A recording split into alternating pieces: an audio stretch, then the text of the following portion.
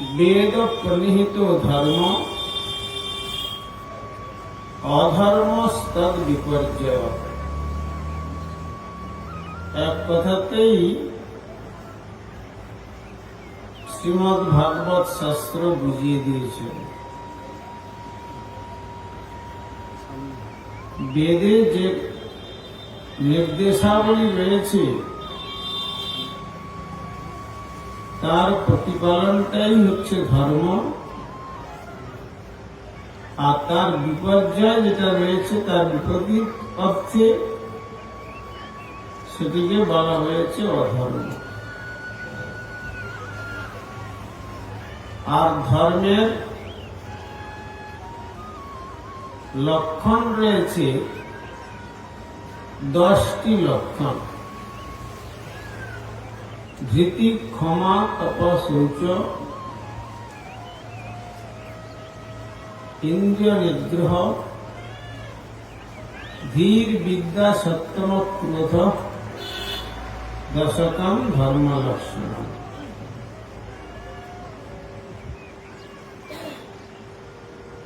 এই 10টা যে ব্যক্তিতে পূর্ণরূপে বিদ্যমান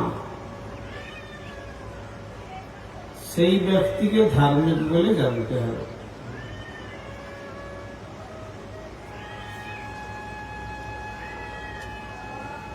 অধৈর্যের কারণ ঘটলেও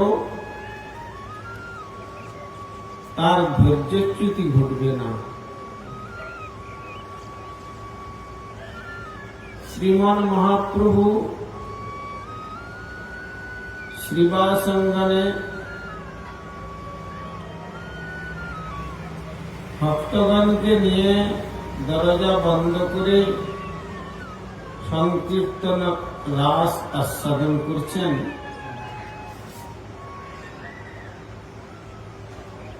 এমন সময় কান্নার রোল ঘরের ভিতর থেকে আসছে।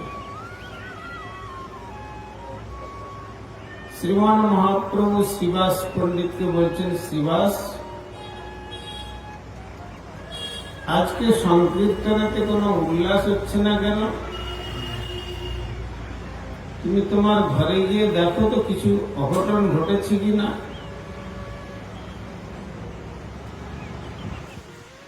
তো শ্রীবাস তখন দরজা খুলে বাইরে বেরিয়ে গেলেন। আর গিয়ে যা দৃশ্য দেখলেন, একমাত্র পুত্র বিয়োগ হয়ে গেছে।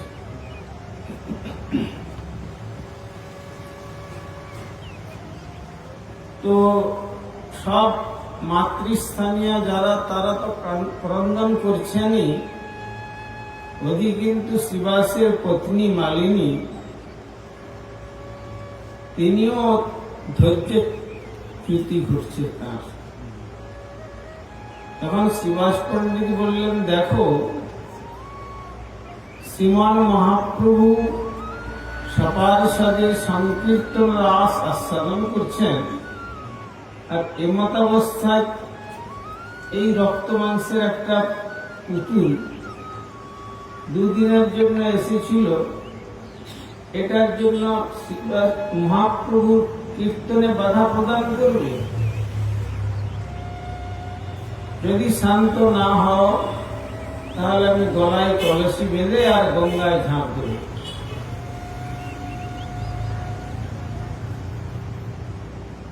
তখন শ্রীবাসের কথা শুনে মালিনী দেবী প্রমুখা, যে সমস্ত মাতৃস্থানীয় যারা ক্রন্দন করছিলেন, তারা ক্রন্দন বন্ধ করলেন।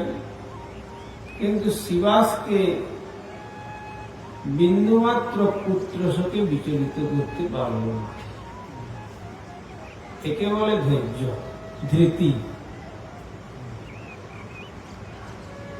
কেননা এই দুদিনের সংসারে, এই দুদিনের সম্পর্কেতে সম্পর্কিত হয়ে নিত্য যে সম্বন্ধ, সেই সম্পন্ন থেকে বিচ্ছিন্ন কোন বুদ্ধিমান ব্যক্তি হবে? ক্ষমাগুণ বৃক্ষ সম ক্ষমাগুণ করবি সাধন। গ্রীষ্মের দারুণ নিদার, তাতে গাছটা প্রায় মরেই যাচ্ছে। আপনাকে বলবে না, হে পথিক, আপনি আমার গোড়ায় 2 কলসি জল দিতে পারবেন? তাহলে আমি প্রাণটা ফিরে পাব। কেন? জল চেয়ে বৃক্ষ কাউকে কষ্ট দেবে না, বরং বৃক্ষ চিন্তা করে বসেছে যে আমাকে যখন আমার কর্মফলেতে আমি বৃক্ষ জীবন লাভ করেছি, আমার স্রষ্টা যদি আমাকে বাঁচিয়ে রাখতে চান তাহলে বাঁচিয়ে রাখবেন, আর যদি না রাখতে চান, জল বিহীন হয়ে আমার মৃত্যু হবে, তাতে আমার কি আসে যায়?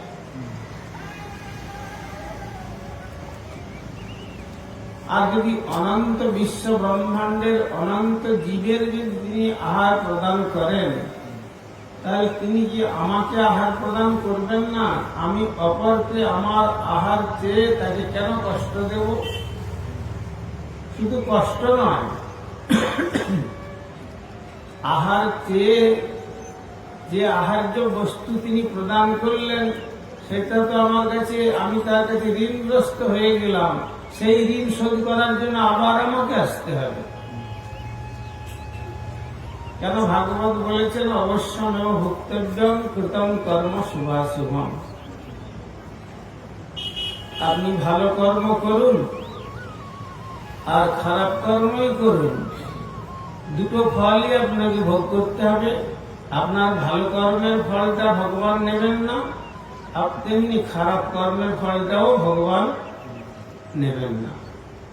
ভালো কর্মের জন্য আপনার স্বর্গভোগ আপনাকে দেবেন, আবার খারাপ কর্মের জন্য আপনার নরকটা, সেটাকেও আপনাকে ভোগ করতে দেবেন।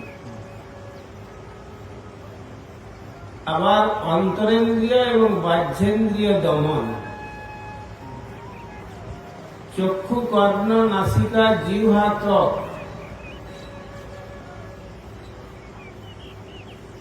আর বাহ্যেন্দ্রিয় হচ্ছে বাক, পানি, পাদ, পায়ু, উপস্থ।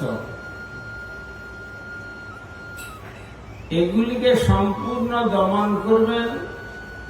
এগুলির দাসত্ব কখনো ধার্মিক আত্মা করবেন না।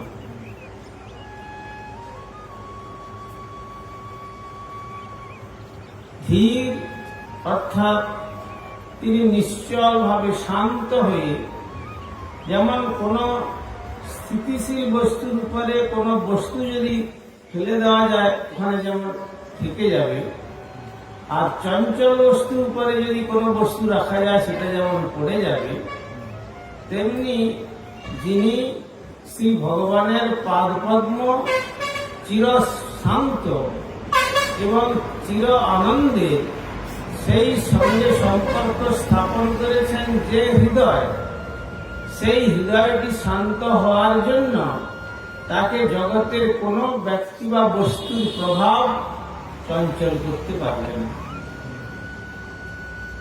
সুতরাং সর্বেন্দ্রিয়ের দ্বারা ভগবত অনুশীলন করবেন। এই জন্য রূপ গোস্বামী চরণ ভক্তি রসামৃত সিন্ধু গ্রন্থেতে বলেছেন, সর্বোপাধি বিনির্মুক্তম তৎপরত্বেন নির্মলম হৃষিকেন হৃষিকেশ সেবনম ভক্তিরিচ্যতে। সমস্ত উপাধি বিনির্মুক্ত হতে বলছেন। আমরা তো আমাদের নামের পরে যখন লেটার হেড ছাপানো হয়, কত ডেজিগনেশন আমরা দিয়ে দিই, এগুলো সব উপাধি। আমাদের পরম গুরুদেব শ্রীল প্রভুপাদ বলছেন, এই উপাধিরূপী লেজ যতক্ষণ পর্যন্ত মানুষকে প্রভাবান্বিত করবে, ততক্ষণ পর্যন্ত ওই ব্যাঙাচির মতো জলের মধ্যেই সংসার সমুদ্রে ডুবে থাকতে হবে।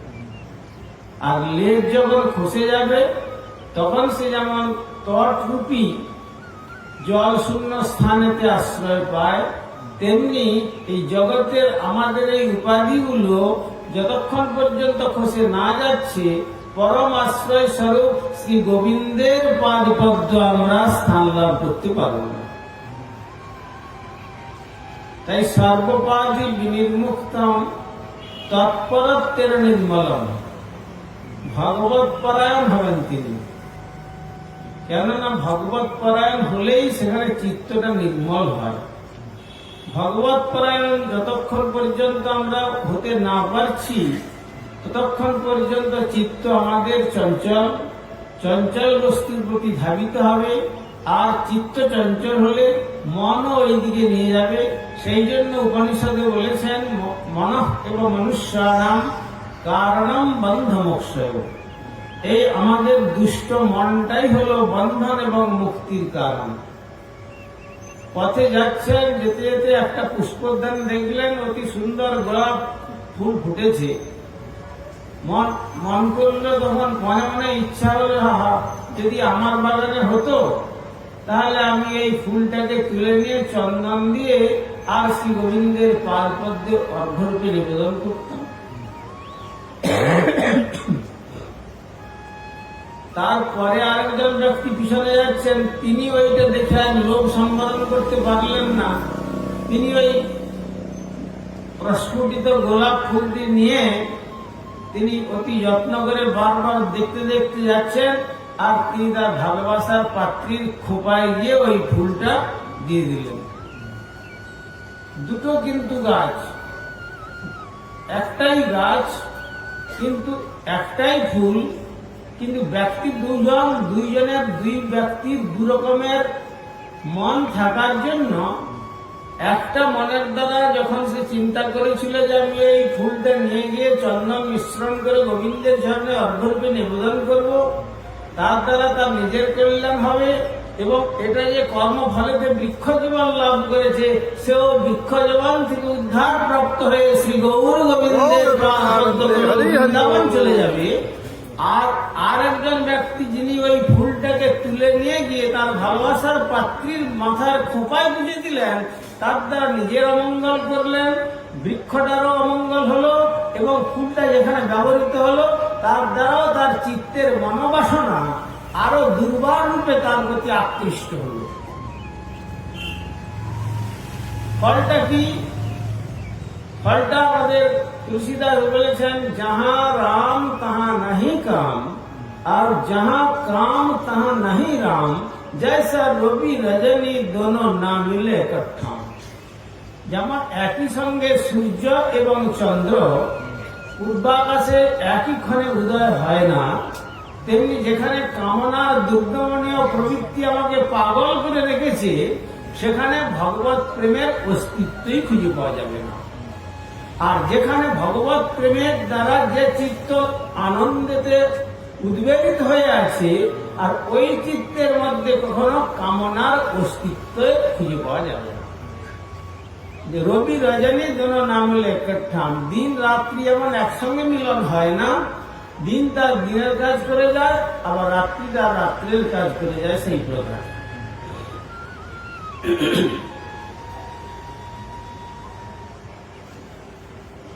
তপস্যা, তপবল। তপবল মন্ত্রের সাধন কিংবা শরীর পতন। সাধক সাধনা করলে ঠাকুর হয় তুমি আমাকে স্বীকার করো, আর তা না হলে আমি তোমার জন্য আমার জীবনকে শেষ করে দেব। যে কথা শুনলেন দস্যু রত্নাকর, অতি নিম্নকুলে জন্মগ্রহণ করেছিলেন, দস্যুবৃত্তি তার জীবন ছিল। কিন্তু যখন মহাত্মা দেবর্ষি নারদের কৃপাপ্রাপ্ত হলেন এবং বললেন যে তুমি এই মন্ত্র জপ করো, আমি যতদিন ফিরে না আসছি। দেখুন, রামচন্দ্রের আবির্ভাবের 60,000 বৎসর পূর্বে ঘটনা কি ঘটবে না ঘটবে, সেই ঋষির কাছে মন্ত্রপ্রাপ্ত হয়ে তিনি যখন মন্ত্রের সাধনায় প্রবৃত্ত হলেন, তখন চামড়া খেয়ে গেল, মাংস চলে গেল, অস্থি জরাজীর্ণ হয়ে কোথাও কোথাও মজ্জাও প্রায় চলে যেতে যাচ্ছে। এইভাবে কঙ্কাল হয়ে গিয়ে সেখানে বল্মীকের ঢিপিতে পরিণত হয়েছিল। গুরুর আদেশ যে উনি যতদিন না আসছেন ততদিন পর্যন্ত আমাকে এই মন্ত্র জপ করতে হবে। তো সুতরাং তারপরে যখন 100 বৎসর পরে ওই পথে দেবর্ষি নারদ এলেন, তখন দেখছেন যে আমি যে আমার শিষ্যটাকে এখানে মন্ত্র জপ করতে বসিয়ে গেলাম, গেল কোথায়? চতুর্দিকে তাকিয়ে কিছু দেখতে পাচ্ছেন না, কিন্তু শুনতে পাচ্ছেন যে একটা বল্মীকের ঢিপি, মানে উইয়ের ঢিপিতে তার ভিতর থেকে শ্রীরাম নাম ভেসে আসছে। তখন অমনি কুণ্ডলীর জল নিয়ে মন্ত্রপুত করে যখন ওই বল্মীকের ঢিপিতে ছিটিয়ে দিলেন, তখন মাটিগুলো সরে চলে গেল আর তার দিব্য শরীর প্রাপ্ত হলেন। আর তার ফলে তিনি তার গুরুপাদ পদ্মের চরণে প্রণাম করে বলেছেন, গুরুদেব, এতদিন ধরে আমি দস্যুবৃত্তি করে যে সুখ লাভ করতে পারি নাই, এই স্থানে বসে বসে আমি এখন পরম আনন্দ আস্বাদন লাভ করতে পারছি। জগতের যে মানুষ আধ্যাত্মিক, আদিদৈবিক, আদি ভৌতিক ত্রিতাপ জ্বালায় দগ্ধীভূত হচ্ছে, তারাও যদি এই সন্দেশ লাভ করতে পারতেন, তাহলে তারাও পরমানন্দ লাভ করে ভগবত ধাম প্রাপ্ত হতেন। তখন দেবর্ষি নারদ বললেন, তাহলে এক কাজ করো, তুমি যে আনন্দ লাভ করছো সেই আনন্দ তুমি শাস্ত্রকারে তুমি রচনা করো। সেটি রচনা হলো শ্রী রামচন্দ্রের আবির্ভাবের 60,000 বৎসর পূর্বে। 60,000 বৎসর পরে রামচন্দ্র আসবেন, কিন্তু মন্ত্রের সাধন প্রভাবে তিনি কিভাবে এসে কি লীলা করবেন সবটাই তিনি দেখতে পেলেন সেই তপস্যার দ্বারা। একে বলে ধর্ম সাধনা।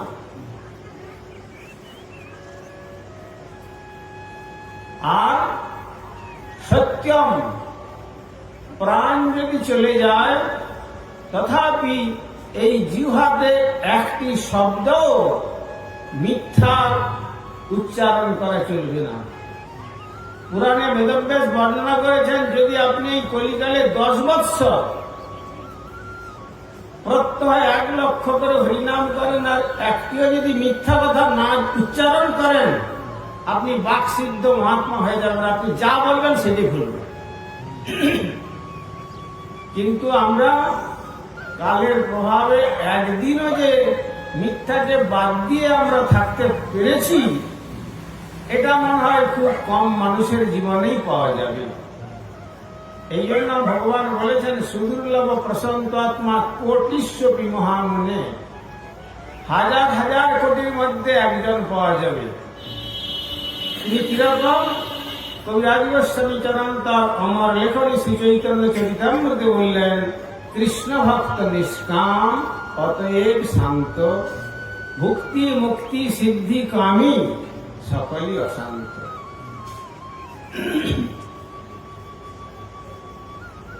আর বিদ্যা, বিদ্যা জগতের দুটো বিদ্যা আছে। আমরা যখন ছাত্র জীবনে পড়েছিলাম তখন পণ্ডিত মশাই লিখে দিয়েছিলেন সরস্বতী পুজোর দিন, সা বিদ্যা তন্মতির জয়া। তার মানে সেই বিদ্যাটাই বিদ্যা যেন তদ্বস্তুতে মতিটা থাকে। তখন তো অত আমরা বুঝি নাই, আর পণ্ডিত মশাই নিজেও বুঝতেন না মনে হয়, তাহলে তো হয়তো বুঝাতেন। কিন্তু বলছেন, সেই সে বিদ্যার ফল জানিও নিশ্চয়, শ্রীকৃষ্ণ পাদ পদ্মে যদি চিত্তবৃত্তি রয়। আর জড়বিদ্যা যদি কৃষ্ণপাদ পদ্মে বর্তি না থাকে, তার ফল কি হবে? এই সরস্বতী, যিনি বিদ্যা সরস্বতী রূপে আমাদেরকে অর্থকরী বিদ্যা দান করছেন, আমাদের পদকর্তা বললেন, জড়বিদ্যা যত মায়ার বৈভব, তোমার ভজনে বাধা, মহাজনমিয়া অনিত্য সংসারে জীবকে করে। একটু গালাগালি দিয়েছেন পদকর্তা। কি গালি দিয়েছেন? বলছেন যে জীবকে করে গাধা। রাধার সঙ্গে তুলনা দিলেন। কেন বলুন তো? গর্ধব সে অল্প বোঝাতে সন্তুষ্ট হয় না। যখন দুপাশে তার বোঝা ভালোভাবে চাপিয়ে দেবেন আর সিদ্ধারা একবারে বেঁকে যাবে, তখন জানবেন সে আর তার ঠিক দিক নির্ণয় করে একদিকে মাথা করে চলবে। আর যদি অল্প বোঝা দেন, সে অমনি গা নেড়ে বোঝাকে ফেলে দেবে। তেমনি সংসারে আমরা মায়ার বোঝাতে, অল্প বোঝাতে আমরা সন্তুষ্ট নই। প্রথম মনে করেছিল, গুরুদেবকে বলেছিলেন যে ঠিক আছে ছেলেটা একটু বড় হোক, তারপরে ছেলেটাকে ভগবানের সেবার জন্য দিয়ে দেবো। তারপরে বলুন ছেলেটাকে এইমাত্র একটু বড় হয়েছে, ওকে স্কুলে পাঠিয়েছি, কলেজ আর ইউনিভার্সিটির কিছু জ্ঞান দেওয়া দরকার, একটু পড়াশোনা করুন। তারপরে গুরুদেব বললেন কি এবার যাবে? বললেন না, এবারে একটু চাকরির ব্যবস্থা করতে হচ্ছে। চাকরির ব্যবস্থা করার পরে বললেন তাহলে চাকরি তো হচ্ছে, এবার চলুক না, অর্থ প্রয়োজন, অর্থটা ব্যয় যে হবে, চাকরি করতে গেলে গৃহিণীর প্রয়োজন, একজন গৃহিণীর প্রয়োজন হচ্ছে। তারপর যখন গৃহিণী আসলো, এবার করুক, গৃহিণীকে ছেড়ে গৃহত্যাগ করুক। বলে না, গৃহিণীকে ছেড়লে কি করে হয়, সংসারের একজন উত্তরাধিকারীর দরকার, অন্তত একটা নাতির মুখ যদি দেখা যায় তারপরে না হয় পাঠানো যেতে পারে। আর যখন নাতি হলো তখন বলে এই ছোট নাতিটাকে ছেড়ে দিয়ে কি করে যাবে, এখন এই নাতিকে একটু দেখাশোনা করুক, চাকরির থেকে অবসর গ্রহণ করেছে। তারপরে বলছেন যে যখন নাতি যখন বড় হলো তখন বলছেন একটু নাতি বৌমা দেখলে ভালো হয়। অল্প বোঝাতে সন্তুষ্ট নয়।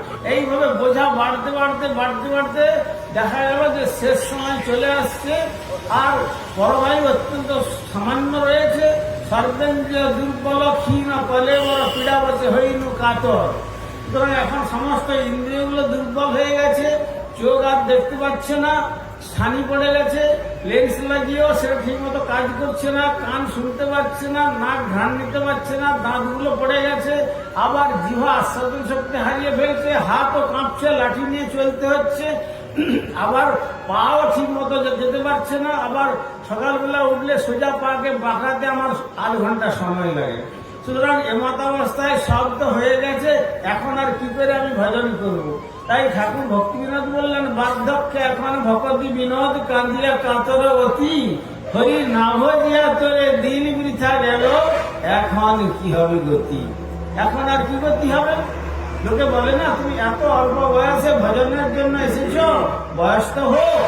এই যেন বয়স হওয়া মানে গাছে পাকা আম ফলেছে, পাকা আম ফেটে তার রসগুলো সব বেরিয়ে পড়ে গেছে, সব পাখি খেয়ে গিয়ে চলে গেছে, এই কেবলমাত্র খোসা আর আঁঠিটাই ঝুলছে, আর কিছু নেই। সেই রকম জগৎ সংসারের মধ্যে স্ত্রী পুত্র কন্যা আত্মীয় স্বজন প্রতিপালন করতে গিয়ে, অর্থ উপার্জন করতে গিয়ে, বিষয় সম্ভব করতে গিয়ে তুলসীদাস বললেন যে দিন কো মহিনী রাত কো বাঘিনী, পলক পলক লুহু চুষে, দুনিয়া সব বাবরা হোকে ঘর ঘর বাঘিনী পুষে।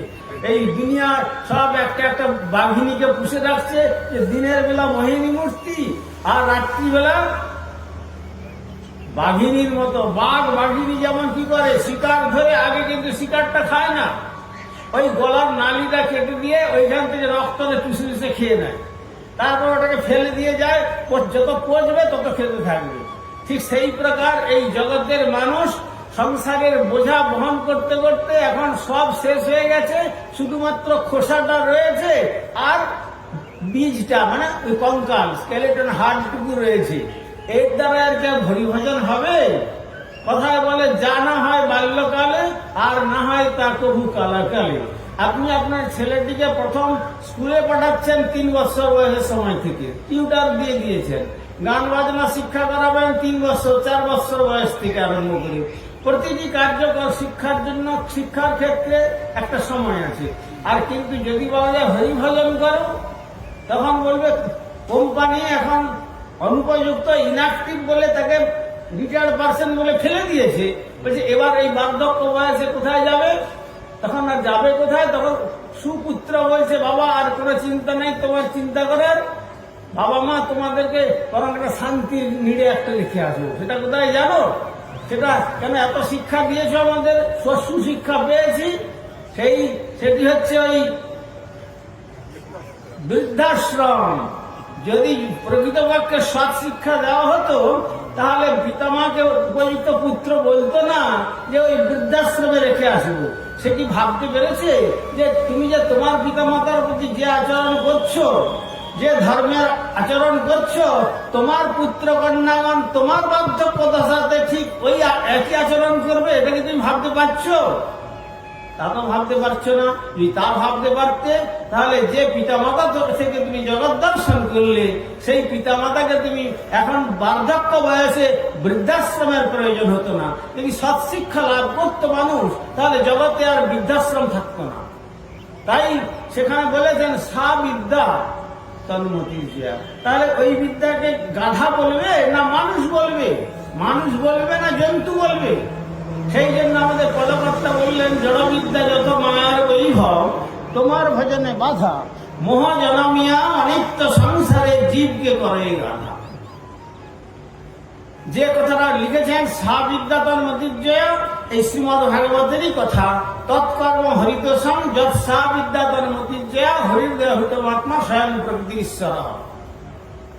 দেহ বিদ্যা বিদিতব্য পরাচ অপরা, একটা পরাবিদ্যা একটা অপরাবিদ্যা।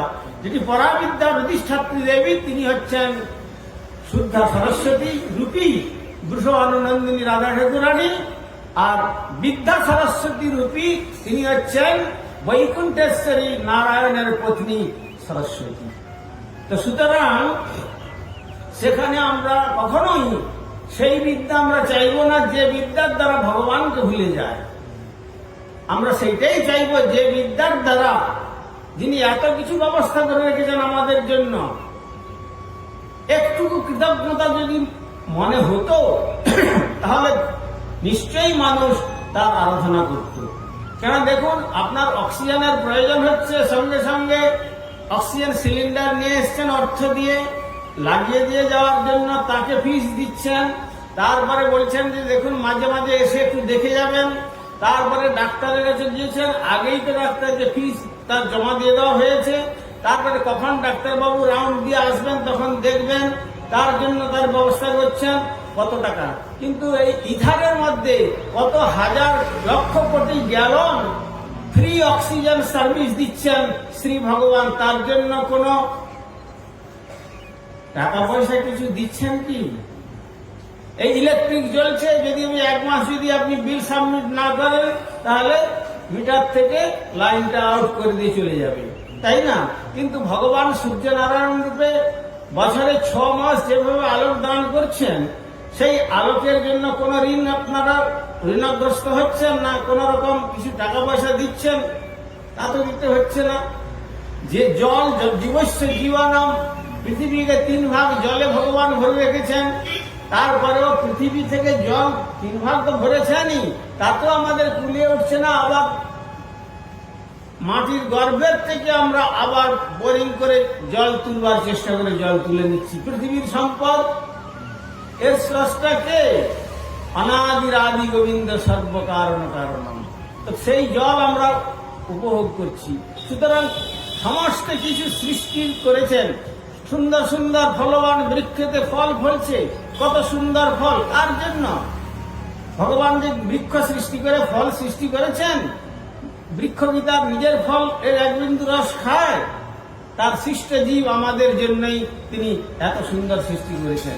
তো তার অ্যাডভান্টেজ গুলো সব আমরা নেব, আর কিন্তু একটু তাকে যদি না স্মরণ করি, তাকে যদি এই বৃদ্ধাশ্রমে পাঠানোর মতো ভগবানকে আন্দামানে পাঠিয়ে দিই, তাহলে কি আমাদের মঙ্গল হবে? তাহলে তো মঙ্গল হবে না। সেই দোষে মায়া পিশাচি দণ্ড করে তারে, আধ্যাত্মিক আদি তাপত্রয় তারে জারি মারে। পিশাচি পাইলে যেন মতিচ্ছন্ন হয়, মায়াগ্রস্ত জীবের হয় সেভাব উদয়। অতএব ভূতে পেলে যেমন আমরা আমাদের নিজের পরিচয় দিতে ভুলে যাই, কাছে বাবা মা বসে আছে, তাকে জিজ্ঞাসা করা হচ্ছে তুমি কোথায় থাকো? আমি ওই গাছে থাকি। কি তোমার পরিচয়? সে তার পূর্বের যে আত্মাটা থেকে এসছে, সে তারই পিতৃ পরিচয় দেবে। কাছে তার পিতা মাতা বসে আছে, সেই পরিচয় দিতে পারবে না। তেমনি জগতের পিতা কৃষ্ণ যে না ভজে ভাব, পিতৃদ্রোহী পাতকীর জন্ম জন্ম। তাই জন্ম জন্মান্তর ধরে আধ্যাত্মিক আদিদৈবিক আদিভৌতিক ত্রিতাপ জ্বালায় আমাদের দগ্ধীভূত হতে হচ্ছে।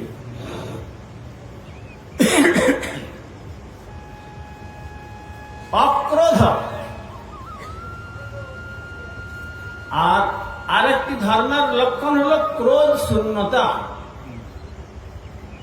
ক্রোধের পরিণাম কি হয়? ক্রোধের পরিণাম ভগবান কুরুক্ষেত্র রণাঙ্গনে গীতায় অর্জুনকে উপলক্ষ করে জানিয়ে দিচ্ছেন, ক্রোধাৎ ভবতি সম্মোহ, সম্মোহাৎ স্মৃতিবিভ্রম, স্মৃতিভ্রংসাৎ বুদ্ধিনাশ, বুদ্ধিনাশাৎ প্রণশ্যতি। কিন্তু যারা ভগবানের পাদপদ্ম ভজন করবেন তারা প্রকৃত ক্রোধ তাদের থাকবে না। কিন্তু যদি ক্রোধ থাকেও সে ক্রোধের দ্বারা তার মঙ্গল করবে। বলে কিরকম মঙ্গল?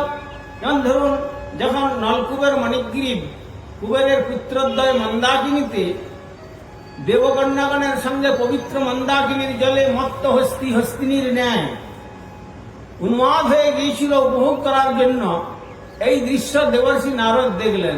দিয়ে বিনা যন্ত্রে তিনি নাম কীর্তন করতে করতে ওই পথ দিয়ে চলছেন। লোকে বলবে এই বুড়ো অবস্থা, মাথায় চুল পেয়ে গিয়েছে, চোখ কোটরাগত অবস্থা হয়ে এসে গেছে, চামড়া ঢিলে হয়ে গেছে, আর এই বুড়ো নারদের এই পথেই আসতে হলো, অন্য পথ দিকে আসা ছিল দরকার ছিল না। তখন ভগবান দেখলেন যে অপরে যদি এই স্থানে আসে তারা নিজেরাই ডুবে যাবে, তারা নিজেরাই ওই দুর্বাসনার জালে আবদ্ধ হবে। তাই আমার প্রিয় ভক্ত দেবতা হয়েও ঋষি, তাকে যদি প্রেরণ করা যায়, তার দ্বারা এরা যে দেবতাগণের ভান্ডারীর পুত্রদ্বয়, কুবেরের পুত্রদ্বয় নলকুবের এবং মণিগ্রীব, এরা তাহলে উদ্ধার লাভ করবে। এসে যখন কাছে পৌঁছে গেছেন তখন দেবকন্যাগণ লজ্জায় জল থেকে উঠে তারা বস্ত্র পরিধান করছে, কিন্তু এরা উন্মত্ত হস্তির মতো তাদের পশ্চাৎ ধাবিত হচ্ছে এবং একজন মহাত্মা যে কাছে আছেন তার কোনো মর্যাদা দিচ্ছেন না। তখন দেবর্ষি নারদ তাদের বললেন, বেটা তোমরা ছিলে কোথায়, আর তোমাদের এই কার্য? যাও বেটা, তোমরা বৃক্ষ জীবন লাভ করো। কেন বৃক্ষ এমন একটা জীবন, তারা দেহ দিয়ে ইন্দ্রিয় সুখ ভোগ করতে পারে না। প্রকৃতির নিয়মেতেই পরাগ মিলন ঘটে, পরাগ মিলনের দ্বারা তখন সেই পরাগ মিলন থেকে বৃক্ষের ফল হয়। আর বৃক্ষ কখনোই এক স্থান থেকে অন্যত্র চলে যেতে পারে না। তাই তোমাদের এমন জীবন দিলাম। এই যে বলে যে অভিশাপ দিলেন, তখন তার চরণে পতিত হয়ে গেলেন যে আমাদের উদ্ধারের কি উপায়। দেখুন, শাসন করা তারই সাজে, কথায় বলে না মায়েরা, সোহাগ করতে জানে যে তিনি শাসনটা করলেন, আবার তারা যখন তার চরণে পড়ে গেলেন যে আমাদের উদ্ধারের কি হবে, কোনো চিন্তা করো না, আমি যখন কথা দিয়েছি তোমাদের উদ্ধার করবই। আজ থেকে 100 বৎসর শ্রীধাম বৃন্দাবনে নন্দ ভবনের পশ্চাতে তোমরা যমলার্জুন রূপে দুটো যমল অর্জুন বৃক্ষরূপে জন্মগ্রহণ করে অবস্থান করো। কেন তোমাদের এই অর্জুন বৃক্ষ দুটি জন্ম হলো? নিরন্তর চিত্তে তোমাদের অনুতাপ থাকবে যে মহাতপ বর্ণনা করেছি, এই জন্য সেই অনুতাপে তোমরা দগ্ধীভূত হবে। কথায় বলেন না, রবি ঠাকুর বলেছিলেন, অনুতাপে দেহে যদি হৃদি নিরন্তর যথার্থ ক্ষমা হয় তাহার ভিতর। সুতরাং নিরন্তর তোমাদের সেই অনুতাপ থাকবে অন্তরের মধ্যে। আর তারপরে 100 বৎসর পরে যখন আমার আরাধ্য দেব সর্বাবতারী লীলা পুরুষোত্তম ভগবান শ্রীকৃষ্ণ নন্দ ভবনে আসবেন নন্দনন্দন হয়ে, এবং সামান্য ননিচুরির অপবাদে মা যশোমতী তাকে বাঁধবেন উলুখড়ে, আর তখন সেই উলুখল টেনে নিয়ে গিয়ে তোমাদের দুই অর্জুন বৃক্ষের মাঝখানে উলুখল আটকে যাবে, আর তার আকর্ষণে তোমরা দুইজন বৃক্ষ পতিত হবে। আর তারপরে তোমাদের স্বরূপ জেনে শ্রী গোবিন্দের চরণ কমল 4 বার বদন ভরে শ্রী হরিনাম সংকীর্তন করতে করতে তোমরা সকালে উদ্ধার লাভ করে তোমাদের ধামে চলে যাবে। কিন্তু হ্যাঁ, সেই জন্য মহতের যে ক্রোধ আর অসতের যে ক্রোধ, দুটো ক্রোধকে এক করলে চলবে না। যদি আপনার ক্রোধ করবার সামর্থ্য থাকে, যদি আপনি তাকে মুক্তির পথে পরিচালিত করতে পারেন, তাহলে ক্রোধ করুন। আর তা না হলে সাধারণভাবে ধর্মাচরণ করতে গেলে ক্রোধ করলে চলবে না। সেখানে ক্রোধকে আগুনের সঙ্গে তুলনা দিয়েছেন।